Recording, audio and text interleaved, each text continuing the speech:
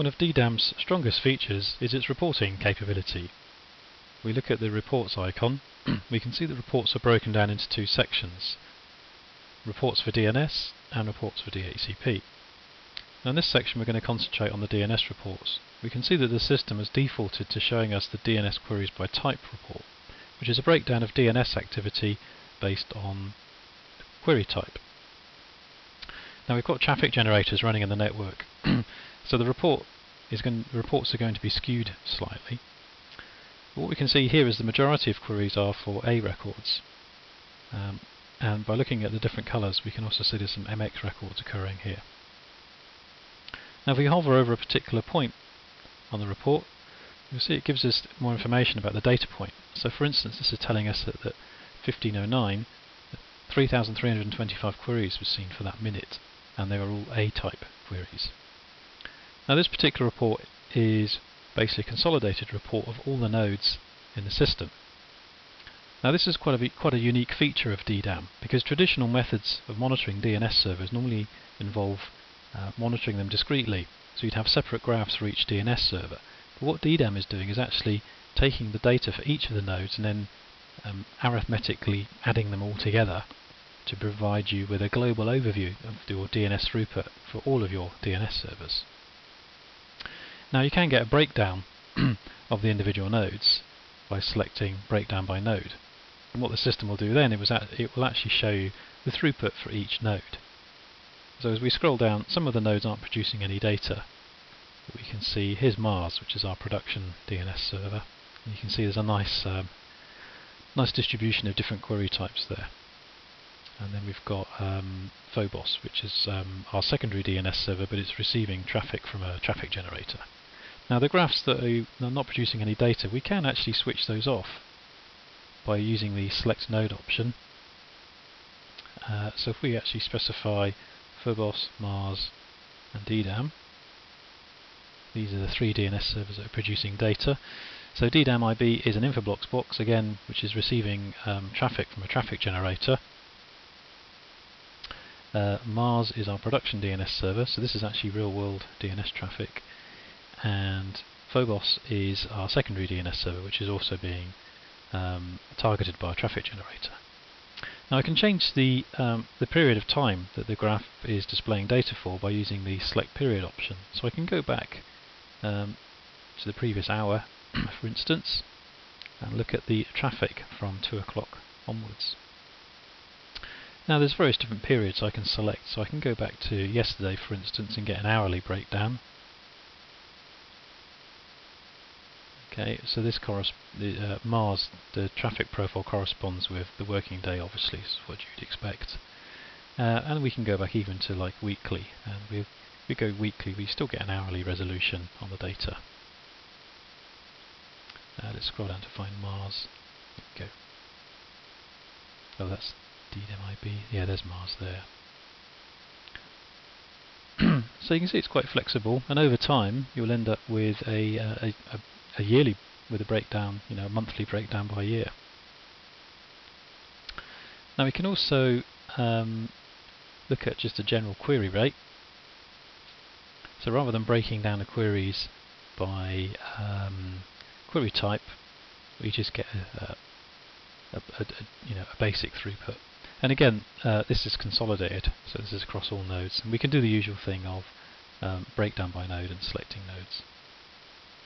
Now we've got some more interesting reports here. Now these are table-based reports rather than charts. Now DNS domains not queried. The idea of this is that you load in a list of domain names, or for instance, or a named.conf from a server, and what the system will do is it will tell you which of those domain names are not actually being queried since a particular point in time. So if we go back to the 1st of January and hit generate, this could be a DNS server with 3,000 DNS domains. But what the system will tell you is which domains have not been queried since the 1st of January. And in fact, what we can see here, there's 3 domain names appearing that have not received any queries since that time. Now this information can be exported to CSV just like other parts of the product. Moving down, another report we've got are DNS resource records not being queried. So this takes it one step further now. Rather than just showing us the domains that are not being queried, this is actually listing the resource records within a particular domain. So what we would typically do here is load in a zone file. So what we've got here, I've got a zone file, a zone transferred from our primary DNS server. You can also supplement that with additional names in this list, and again you can specify a time period. So you might say, show me everything that's not been queried in this domain since 1st of January. Hit generate. So the idea of this is to aid, well, it's really about housekeeping really, because what happens is people always add things into the DNS, but nobody ever deletes anything.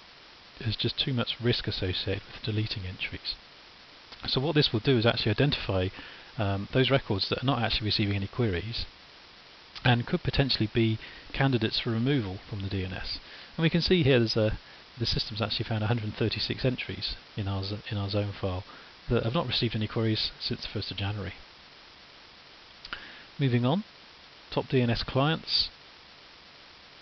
This will give us a count of the busiest IP addresses sending DNS clients, and again, it's all based on a period, so we can specify maybe go daily and specify yesterday. So this will give us a count of the busiest DNS clients yesterday. So 69.12 was our busiest DNS client. We can also do the old breakdown by node, or we can select nodes. So what this would do, if we do breakdown by nodes, it would tell us which DNS server was actually receiving those queries. And in this case, most of them are Mars, although we do have some where our secondary DNS server appears. The next on the list are top DNS clients querying a domain. So the idea of this is to identify the busiest domain names, really, the busiest domains, and what are the busiest clients querying those domains. So we can see here bigzone.net is actually our domain that's being used for the traffic generator, and 64.192 is actually my laptop. So no surprise there. We move to the next one, top DNS domains. Again, this is giving us a breakdown of the busiest DNS domains, but we're not seeing the breakdown by clients now. Again, we can change the period, so I can go back in time to a specific period, and I can also do breakdown or select nodes. So I can see which DNS servers are responsible for receiving all these queries. And Phobos and DDAM IB are the two top ones because basically they are receiving all the traffic from the traffic generators. The last DNS report we've got is top DNS queries. So this is quite a useful one because it will show you the busiest DNS name that's being looked up. That may be an internal application you've got, or it could simply be a malware target. Maybe if you've got a virus-infected PC, maybe it's trying to look up a particular target, which in order for downloading malware. And again, we've got the usual options of selecting the periods. If we look at yesterday, for instance, what was the busiest? There we go. That's actually an internal name. And again, we can do breakdown by node. And we can export to CSV as well.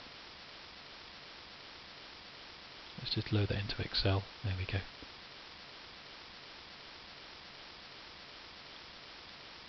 So those are the DNS reports that we've got built in.